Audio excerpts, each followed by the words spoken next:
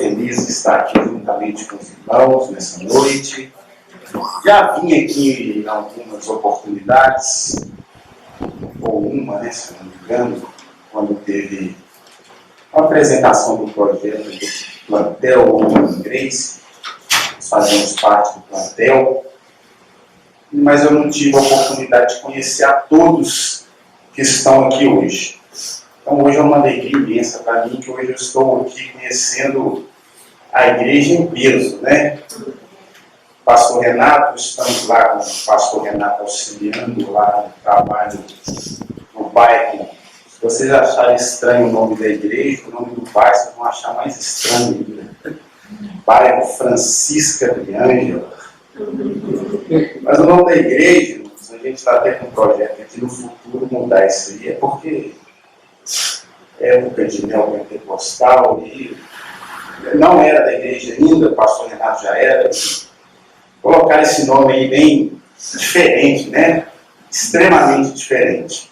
Então nós estamos cooperando ali com o pastor Renato, Deus tem nos abençoado, o pastor Wagner, nosso irmão Denilson, são homens que nós conhecemos ali num café da Atos 29, na Pampulha, tenho aprendido muito com eles, e como ele disse, eu sou oriundo da Assembleia de Deus.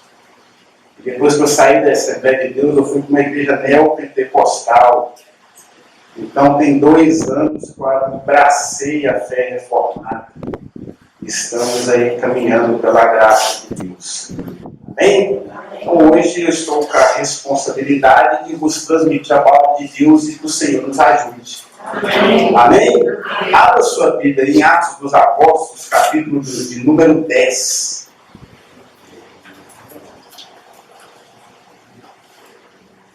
Atos dos Apóstolos, capítulo de número 10.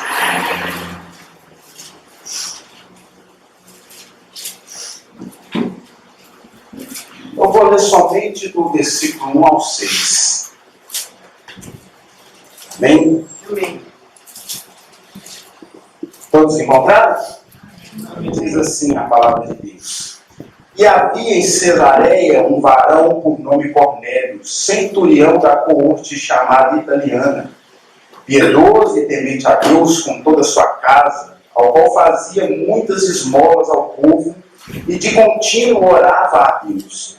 Este, quase à hora 9 do dia, viu claramente numa visão um anjo de Deus, que se dirigia para ele e dizia: Cornélio. Este, fixando os olhos nele, muito atemorizado, disse: Que é, Senhor? E o anjo disse: As tuas orações, as tuas esmolas têm subido para a memória diante de Deus. Agora, depois, envia homens a Jope e manda chamar a Simão, que tem por sobrenome Pedro. Este está com certo Simão, curtidor, que tem a sua casa junto do mar. Ele te dirá o que deves fazer. Amém, irmãos? Amém. Queridos, creio eu que não vou ter dificuldade de falar sobre isso, porque o tema é a providência de Deus para a salvação dos eleitos. Nós sabemos que Deus ele já providenciou a salvação dos seus eleitos. Deus já enviou o seu Filho Jesus Cristo para morrer na cruz do Calvário para os seus eleitos. Deus já enviou o seu Filho para resgatar aqueles a qual Deus ama. E creio que eu posso falar isso aqui sem temor e sem dificuldade, pois afinal eu estou numa igreja reformada. Cristo morreu para os eleitos. Ainda que João 3,16 diga: porque Deus amou o mundo de tal maneira que deu o seu Filho unigênito, para que todo aquele que nele crê não pereça, mas tenha a vida eterna. Cristo morreu pelos eleitos. Cristo não morreu por toda a humanidade. Por quê? Quem crê que o sacrifício de Jesus na cruz é eficaz? Levanta a sua mão. E quantas pessoas se perdem? Quantas pessoas não morreram e hoje estão, podemos dizer, no tormento eterno? Então Cristo não morreu por essas pessoas. Porque senão o sacrifício dele na cruz deixaria de ser eficaz. Cristo morreu para os eleitos. Cristo morreu para aqueles que verdadeiramente serão salvos. Eu não durmo hoje salvo e amanheço amanhã condenado. Não, nós somos salvos. Glória a Deus. Porque Cristo é porque merecemos? Não. É por meritocracia? Não. É por graça divina. Glória a Deus.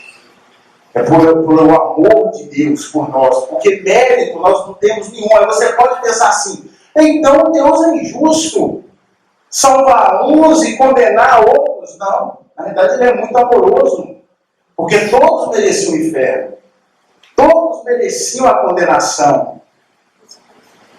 Mas ele pensou, ele falou assim, não, mas eu vou salvar o meu povo. Os eleitos.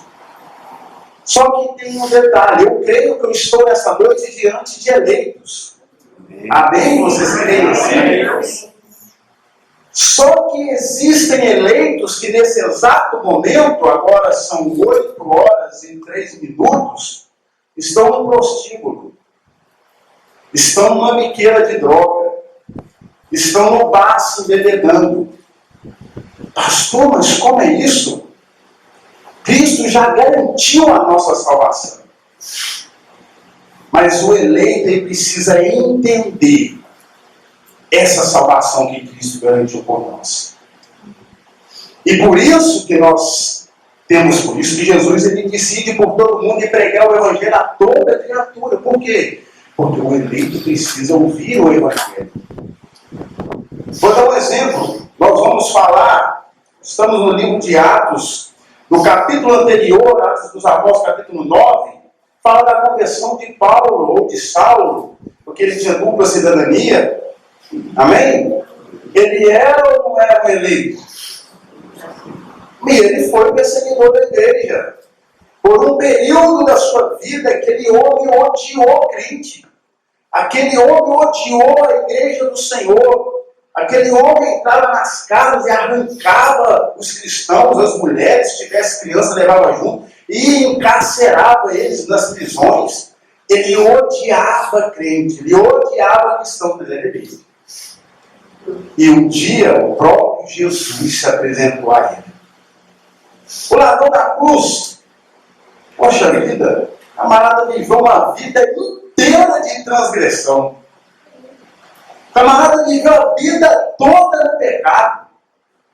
E se ele estava sendo ali condenado, estava sendo crucificado, que era a sentença que somente os criminosos de maior periculosidade eram condenados na época, se ele estava ali porque ele era bem ruim mesmo. Mas passou a vida toda na transgressão. Mas lá na cruz, nos seus últimos instantes de vida, e quando o amigo dele olhava para Jesus e dizia assim, se tu és o Filho de Deus, de verdadeiramente, desce da cruz e aproveita e tira a gente também. Ele olhou, repreendeu o amigo dele, o outro ladrão. Nós estamos aqui é porque nós merecemos. Opa!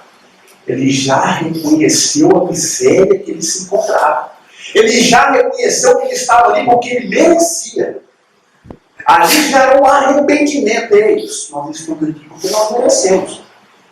Agora esse nada fez para que estivesse aqui. Ele diz, olha para Jesus e diz, Senhor, lembra-te de mim quando entrares no teu reino. Jesus vira para aquele homem e diz assim, eu te digo que hoje mesmo estarás comigo no paraíso. É eleito. Quantos eleitos não estão ainda aí vivendo na opressão do pecado, presos ao pecado? Mas como o termo é a providência de Deus para a salvação dos eleitos, em um dado momento, Deus vai prover, Deus vai articular tudo para que o Evangelho chegue a esse eleito. que ainda está vivendo sob o domínio do pecado, as escamas caem dos seus olhos e ele se achega a Cristo. Mas nós vamos falar de Cornélio hoje, porque a história de Cornélio é interessante. Porque Cornélio era um homem que tinha qualidades. No capítulo 9 nós vemos a conversão de um perseguidor implacável que era Saulo. E no capítulo 10 nós vamos ver a conversão de um homem piedoso. Um homem que tinha muitas qualidades. E quem que esse homem era? Ele era qualquer um? Não. A Bíblia diz que ele era um centurião, né? Da coorte chamada italiana. O que é um centurião, irmãos? Uma organização militar, ela tinha legião, que ocupava a maior parte, né, podemos dizer assim, o primeiro lugar, composto por 6.000 soldados. Em cada legião havia 10 unidades, que aí chamada coortes, que é o que o versículo 1 diz. Em cada coorte havia 600 homens. E em cada coorte estava dividida em centúrias, ou seja, 100 homens. A qual Cornélio era responsável por um desses 6 homens. Ele era um soldado graduado. Ele era um homem de respeito. E aí no capítulo 10, nós vemos que esse homem ele tinha muitas qualidades. A Bíblia diz que ele era um homem piedoso, temente a Deus, e olha, com toda a sua casa. Ele era um homem piedoso, temente a Deus com toda a sua casa, que fazia as esmolas ao povo e de contínuo orava a Deus. Poxa, esse homem tem muitas qualidades, não é verdade? Se fôssemos salvos pelas obras, esse homem tinha obra suficiente para ser salvo, não é verdade? Mas ele também tinha uma multidão de pecados. Nós sabemos que a obra não salva. Tinha tudo isso. Um líder exemplar no seu lar. Acho interessante que Hernandes Dias Lopes, no comentário que ele faz desse capítulo, no seu comentário bíblico de Atos dos Apóstolos, ele diz que Cornélio era um líder eficaz, não apenas fora de casa, mas também dentro de casa. Ou seja, existem muitos homens que têm medalhas fora dos portões, mas fracassam dentro do seu lar. Existem muitos homens como Naamã. Naamã era um homem respeitado na sociedade, né? Mas quando ele chegava em casa e começava a tirar a sua armadura, ele era o quê? Leproso.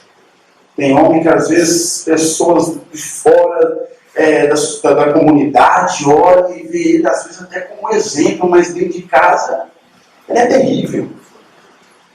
É um Naamã fora de casa, tem respeito pelos outros, mas em casa ele é leproso. Cornélio era um homem que ele era respeitado, ele era piedoso, ele tinha qualidades que as pessoas observavam, não só fora, no meio da comunidade, da sociedade que ele vivia, mas também dentro da sua casa. Ele se preocupava com sua família. Só que existe um detalhe. Esse homem ainda não era salvo. Com todos esses adjetivos que o versículo 2 fala sobre ele, ele ainda não era salvo. Ele precisava conhecer o Evangelho. E agora Deus vai montar todo um cenário para que o Evangelho chegue aos ouvidos de Cornélio. Ele ouça, ele entenda melhor, porque até o próprio John Stott, Cornélio era mais um religioso. John Stott ele faz algumas perguntas que são, falando de Cornélio, se suas sinceras convicções pagãs fossem suficientes para a salvação, por que procuraria a sinagoga? Se a sinagoga fosse suficiente, porque Pedro estava ali em sua casa. Então, para um instante, tudo isso que Cornélio fazia era mais por uma religiosidade. Mas agora Deus já vai prover que o Evangelho chegue até a casa de Cornélio. Entendem, irmãos? Cornélio tinha virtudes. Hernandes Dias Lopes diz que ser religiosamente sincero não é suficiente para alguém ser salvo. Ele diz que a sinceridade não é suficiente para levar as pessoas aos céus. Quantas pessoas, se eu fosse perguntar um por um aqui, que você conhece, que são moralmente corretos, mas alguns nem creem em Deus.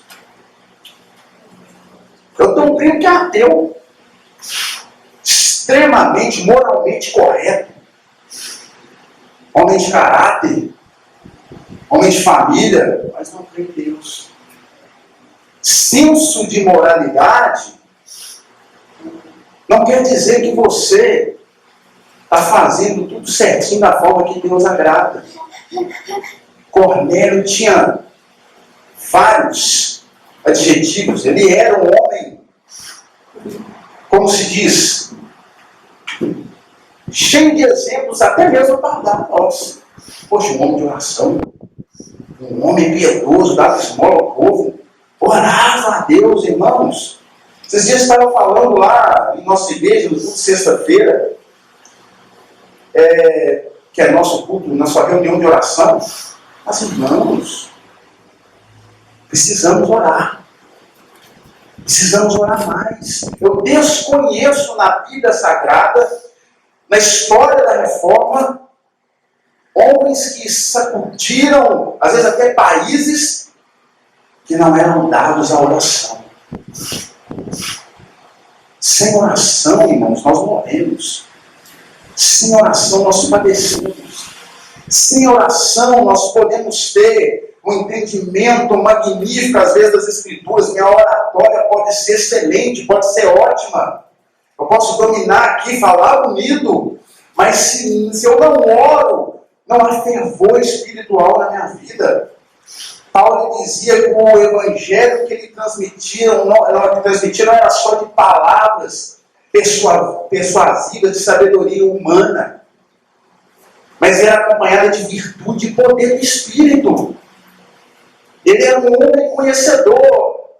Paulo não era ignorante, era um intelectual, mas ele entendia que só o intelecto dele não ia dar certo. Precisava de fervor espiritual. Precisava de graça divina. E isso nós não adquirimos numa sala de seminário. Isso nós não adquirimos, às vezes, somente lendo livros. É somente colocando o joelho no chão. É chorando aos pés do Senhor. Deus, me faz mais crente. Eu falei com a igreja assim, irmãos, nossos olhos estão secos como o deserto. Nós não choramos mais diante do Senhor. Não é choro de lamento porque eu estou precisando de algo, ou Deus, a aflição está grande, porque para isso nós choramos facilmente, não é verdade. Mas é chorar pela bondade e misericórdia de Deus. É chorar porque você é um salvo. Irmãos, todo dia nós levantássemos pela manhã e lembrássemos assim: Ele me escolheu, Ele me chamou, Ele me resgatou, já é o suficiente. Por o restante do nosso dia, já estamos felizes e alegres. Por quê? Porque há um céu preparado para nós.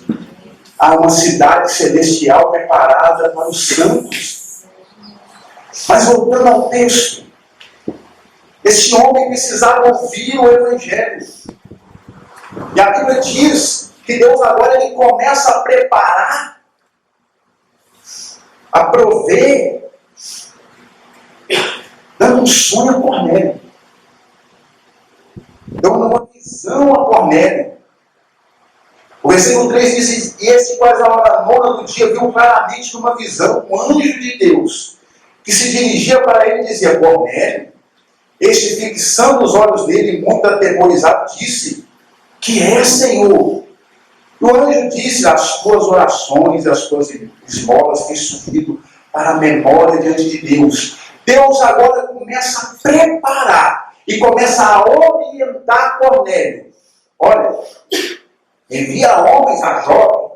Você tem homens à sua disposição aí. Envia eles a Jope e manda chamar lá Simão, que tem o sobrenome Pedro. E ele vai te dizer tudo que você deve fazer. Cornélio obedeceu ao chamado. Cornélio obedeceu aquilo que Deus, o próprio Senhor, estava falando pelo ali. Só que existe um detalhe. Pedro também precisava de mudança. Existe um detalhe. Eu acho que a rejeição aqui não foi nem de Cornélio em mandar os seus subordinados até Jope buscar a Pedro, mas foi de Pedro de ir até a casa de Cornélio. E por que, irmãos? O Senhor estava preparando o caminho, e agora o Senhor vai começar a preparar o coração de Pedro. Porque Pedro ainda estava enraizado no seu coração algumas coisas, algumas discriminações, podemos dizer assim, algumas barreiras. Pedro ainda olhava para o gentio igual o judeu quando olha para o samaritano. Não sei se o pastor Wagner já falou aqui. O judeu, o samaritano, só servia de combustível para o fogo de ferro. Então, para Pedro, ele ainda tinha ele ainda estava travado nesse conceito, porque aqui o evangelho vai chegar aos gentios. Cornélio era um gentio. Então Deus agora vai começar a trabalhar no coração de Pedro. Aí a partir do versículo 9, nós vemos que Pedro foi ali fazer algo para comer, né? Quando de repente ele teve um arrebatamento de sentidos. Estava lá preparando o seu alimento, estava lá no terraço, orou, versículo 9 diz isso, a hora 6, e tendo fome, opa, eu orei. Agora eu vou ali arrumar algo para me alimentar, porque eu estou com fome. E quando ele foi lá arrumar algo para ele comer, preparar, ele sobreveio um arrebatamento de sentido. E aí que ele vê o céu aberto, que descia um vaso com um lençol atado pelas 4 pontas, vindo para a terra, cheio ali, existia tudo quanto na minha época de pentecostal, neopentecostal, eles pegaram esse texto para falar assim: olha, isso aí, tal coisa não pode comer, isso aí não tem nada a ver. Né? Desse R.A. dos céus, e uma voz me dirigiu e disse: ó Pedro, mata e come. Aí o que Pedro responde? Senhor, porque eu nunca comi coisa alguma comum e imunda. Ou seja, ele ainda estava preso na lei, né? Na questão lá dos animais puros e dos animais impuros. E nós vemos aqui, 3 vezes, se eu não me engano. E a segunda vez ele disse a voz: não faças tu comum ao que Deus purificou. E aconteceu isso por 3 vezes. E o vaso tornou a recolher-se do céu. Ou por 3 vezes ele questionou a Deus: não, Deus, eu não como isso não, isso é impuro. Não, eu não vou comer isso. Até então, e o versículo 17 diz que Pedro, até então, ele ainda estava duvidando do que ele tinha visto. Ou seja, que penso eu, né? Que é isso aí? Que Deus está querendo me mostrar? Versículo 17 diz: duvidando entre si acerca do que seria aquela visão que tinha visto, isso antes dos varões chegarem. Penso eu que ele estava assim: que isso? um lençol cheio de animais, e ali tem um monte de animal ali, impuro, e eu não... Aí chegam os varões. Os varões que Cornélio enviou para levar Pedro até a casa dele. Versículo 17, parte B. Eis que os varões que foram enviados por Cornélio pararam à porta, perguntando pela casa de Simão. E chamando, perguntaram se Simão, que tinha o sobrenome Pedro, morava ali. Aonde Pedro estava? Ele estava na casa de um outro Simão, conhecido na Bíblia, ou chamado pela Bíblia de Simão Curtidor. Não é isso? Esse homem, ele lidava com peles de animais. Né? Ou seja, ele matava o animal e arrancava a pele. Para o judeu, para quem ainda estava ali na lei, e preso, agarrado à lei, todo homem que tocava um animal morto, ele era considerado o quê? Imundo, impuro. Então Deus já começou, quando Deus falou com Pedro, para ir se hospedar, né, a casa daquele curtidor lá, Deus já estava trabalhando no coração de Pedro. O judeu jamais aceitaria isso. Que é isso? Ele é curtidor. O trabalho do camarada é ficar tocando animal morto. Não vou na casa desse homem. Ou seja, Deus já começava a trabalhar no coração de Pedro para quebrar essa barreira de preconceito. Irmãos, e quantos de nós hoje possa ser que não sejamos mais um açougue e troca um papo saudável ali com o açougueiro? O padeiro conhece o pastor também. Por quê? Porque o pastor, ele vai lá tomar um café e conversa. Até pouco tempo, o que acontecia? Parece que as pessoas olhavam para nós como super-homens e super-mulheres. Né? Nós estamos vivendo dentro da nossa bolha, só o nosso grupinho. Só quem é crente. Eu só me envolvo com quem é crente. Quem não é, deixa para lá. A escória da sociedade, não. Não é isso. Existe esse preconceito, às vezes, em nós ainda. Existe, a gente fala muito de, às vezes, igreja pentecostal, né? Pentecostal. Mas eu vejo hoje, no meio reformado, um certo preconceito. Eu tenho irmãos pentecostais, amo eles. Às vezes, e aí não são muitas, não são poucas, são muitas, as divergências teológicas não podem impedir que às vezes eu possa ter uma comunhão saudável com o irmão da Assembleia. Né? Então, às vezes eu tenho que quebrar esse preconceito, como o Senhor estava trabalhando no coração de Pedro para quebrar o preconceito de Pedro. A lei, meu filho, a Bíblia diz que Cristo é o fim da lei. Bom, Pedro, você não entendeu até agora, é a graça que prevalece. A salvação não é só para os judeus, para os gentios também. É aqui no sermão de Pedro que ele vai dizer assim, que o Senhor, que Deus não faz acepção de pessoas.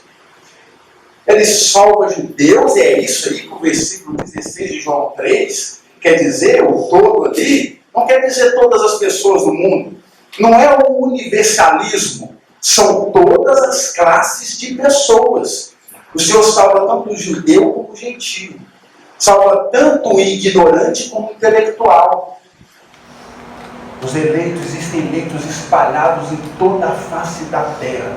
De uma forma ou de outra, o Evangelho vai chegar até os ouvidos deles. Mas às vezes Deus te convocou como convocou a Pedro. Vai lá falar para ele, ensinar ele o Evangelho. Pode ser a pior situação que a pessoa esteja, se ela for eleita. É como eu disse, o ladrão da cruz passou a vida toda em transgressão. Era eleito, foi salvo. Temos que quebrar os preconceitos. Temos que falar o Evangelho do amor de Cristo, o Evangelho puro e sadio. Não podemos ficar só dentro das quatro paredes, precisamos sair fora. A comunidade, a sociedade precisa nos conhecer. Quem nós somos, o Cristo que nós pregamos.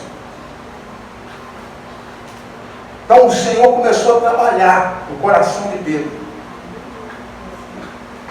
Mas mesmo no versículo 14, Pedro com toda aquela visão, aí chegam os mensageiros. Chama Simão, que tinha o sobrenome Pedro, ou seja, chama Pedro, e ele ainda pensando, versículo 19, ou seja, tem eu que foi lá atender os enviados de Cornélio ali, assim, rapaz, até agora ele não entendeu a visão, né? Que dizia aquilo, e que o versículo 19 diz isso, e pensando Pedro naquela visão, disse-lhe o Espírito: eis que 3 varões te buscam aí. Levanta-te, pois, e desce, e vai com eles, não duvidando, porque eu os enviei. Ele ainda não entendeu o sonho, a visão, melhor dizendo. E descendo Pedro para junto dos varões que lhes foram enviados por Cornélio, disse: sou eu a quem procurais. Qual é a causa por que estáis aqui? E eles disseram, aí eles vão começar a contar a visão que Cornélio teve, né? E quando eles começam a contar, aí o Pedro entende. Agora eu estou entendendo por que Deus me deu aquela visão. Por que Deus me mostrou aquilo? Por isso que no versículo 34, ele vai dizer aquilo que eu já disse aqui. Reconheço por verdade que Deus não faz acepção de pessoas. Irmãos, o tema do sermão é a providência de Deus para a salvação dos eleitos. Cristo já providenciou a nossa salvação. Ele morreu na cruz no sacrifício substitutivo. Ele morreu no meu e no seu lugar. Ele morreu para apaziguar a ira de Deus sobre nós. Ou seja, Cristo já providenciou a salvação dos eleitos. Mas ainda existem eleitos que estão, podemos dizer assim, né, que estão fora do arraial dos salvos. Então nós temos que ir atrás desses. E aí Pedro agora ele entendeu, olha, Deus não faz acepção de pessoas. Deus salva tanto judeu como gentio.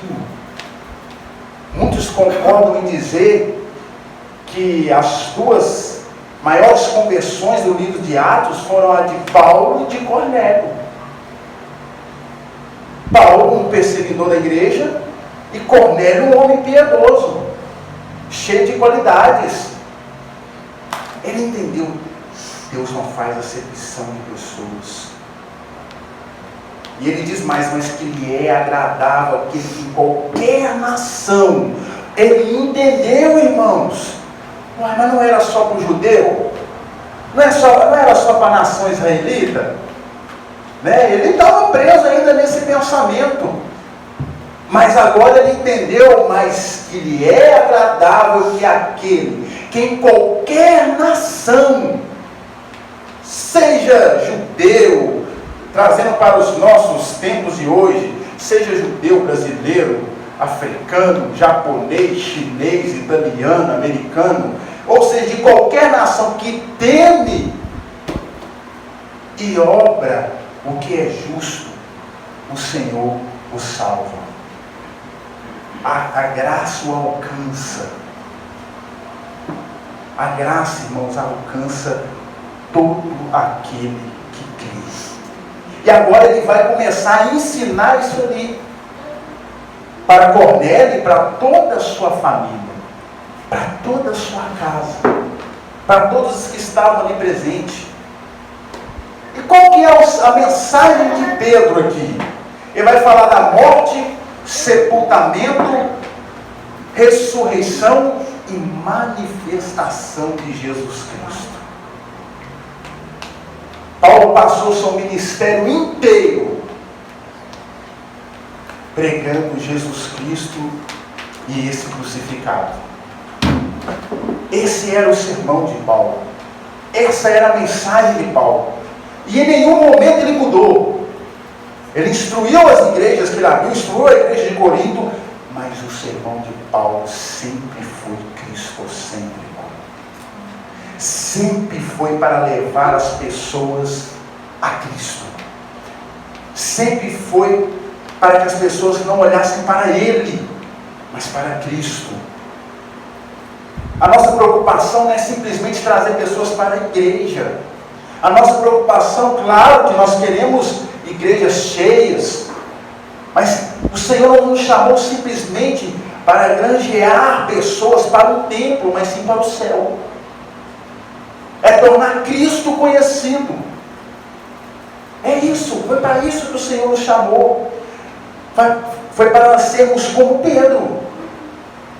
Mas aí eu faço uma pergunta e você não precisa responder para mim agora.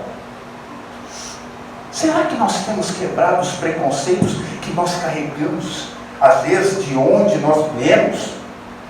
Quem aqui já nasceu, posso dizer, no berço evangélico, mas numa igreja reformada? Levanta sua mão. Eu, que a grande maioria aqui, então, vem de igreja pentecostal, neopentecostal. Eu não quero aqui ser preconceituoso com essas igrejas, mas a verdade tem que ser dita. A teologia, o ensino deles é muito conflitante com as verdades das Escrituras. Por quê? Porque são extremamente apegados às obras.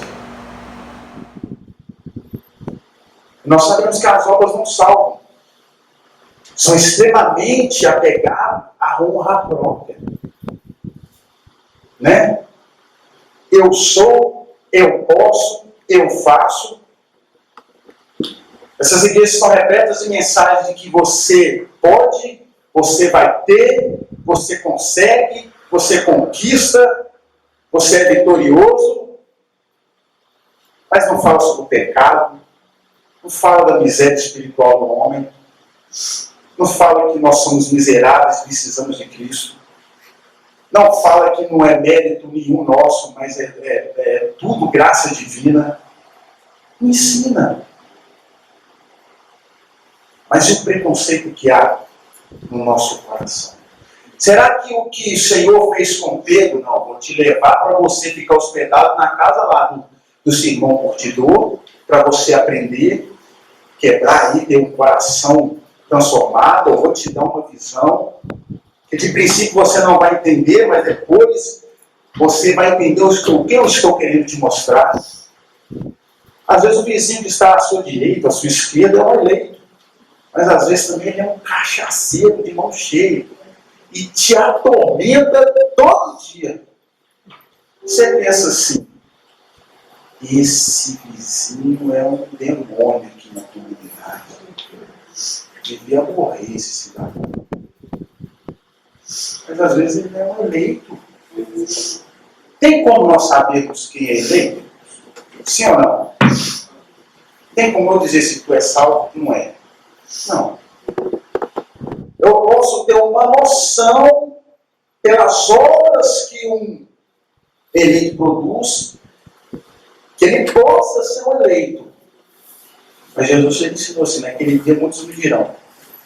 Então, quando nós expulsamos demônios, nós falamos em outras línguas, nós profetizamos, nós operamos milagres, maravilhas. Poxa, fazemos muita coisa, hein? É milagre. O que Jesus vai falar para ele? Apartai-vos de mim, eu não vos conheço. Ativismo religioso não é sinal que você é salvo ou eleito. Cornélio era um ativista religioso, ele era um homem cheio de virtudes. Mas será que essas virtudes realmente eram virtudes que levavam ele a Deus? O Evangelho chegou na casa dele.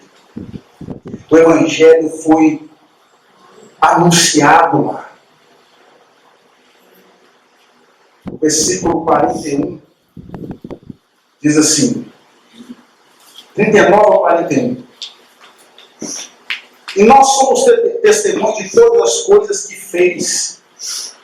tanto na terra da Judéia como em Jerusalém, ao qual mataram, pendurando em um madeiro. Pedro falando de Jesus. A este ressuscitou Deus ao terceiro dia e fez que se manifestasse, não a todo o povo, mas às testemunhas que Deus antes ordenara. A nós que comemos e bebemos juntamente com ele, depois que ressuscitou dos mortos. Isso, e nos mandou pregar ao povo e testificar que ele é o que por Deus foi constituído juiz dos vivos e dos mortos. Aí são partes. Nós vemos que o sermão de Pedro ele nem é tanto extenso, mas é objetivo. Eu sou muito objetivo às vezes nos meus sermões. Eu não gosto de dar muito rodeio. Ele foi objetivo, ele falou aquilo que tinha que ser falado, o que Simão precisava ouvir. Toda a casa ali estava atenta, ouviram. E o que aconteceu?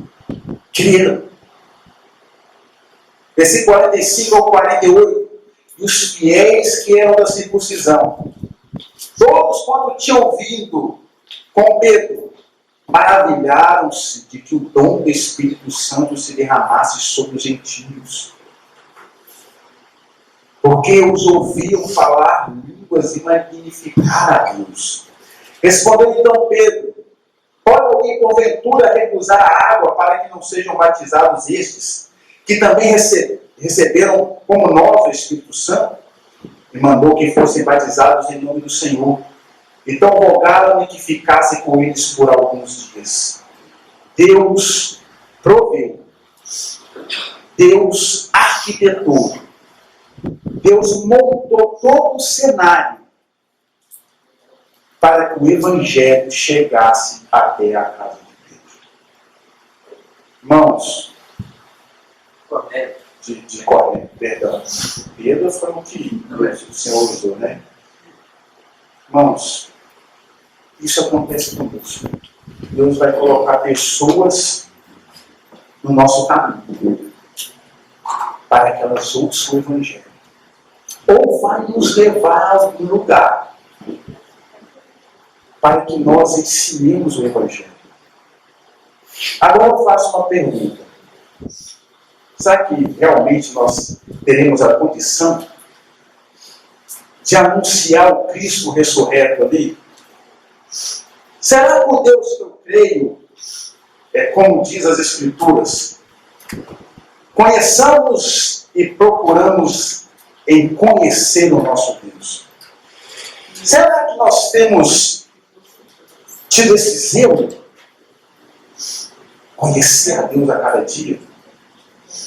Não conhecer só pela revelação das Escrituras, mas pela intimidade pessoal. Na oração. Felipe, ele, quando chegou para o eunuco, que estava lendo Isaías 53, se não me engano, ele fez uma pergunta para o eunuco. Que pergunta foi essa? Entendes tu o que lês? E o eunuco respondeu: como eu vou entender se não há quem me explique? Você vai encontrar uma porção de eunuco aí. Lê toda a Bíblia, mas não entende nada. Porque ainda há escamas nos seus olhos. Nós entendemos as Escrituras pela revelação do Espírito Santo. Opa, mas eu vou sentar do seu lado e vou te explicar. Eu vou ensinar. Irmãos, vão aparecer muitos para te ouvir. Mas aí você tem que estar preparado para ensinar, sem ser preconceituoso. E conhecer o Deus que você prega, ou pelo menos descreve. Porque senão, eu posso dizer, vai se envergonhar. Eu trabalho no Hospital de Isoleta Neves, presto serviço lá, sou vigilante, sou empresa de segurança. E às vezes, como fica rodando os setores, são 7 vigilantes, cada plantão você está no lugar. Quando eu estou na triagem, tem uma jovem lá, que é kardecista. Aí As pessoas descobrem rapidamente que você é pastor. Teve gente que chegou para mim, às vezes nunca me conversou comigo lá. O senhor é pastor, né? Uma notícia corre rápido, meu Deus. Eu sou pastor pela misericórdia de Deus. Então, à primeira vista, as pessoas elas não dão credibilidade. Por quê? Que isso, pastor trabalhando de vigilante? Eles estão acostumados com o quê? E pastor aí, né, morando em mansões, com carrão, né? Chega o pastor lá vigilante. É pastor. Então ele já despreza logo. Andando de frente, que hoje eu tive que ir com o carro emprestado, o primo não sai da oficina. Só a misericórdia de Deus.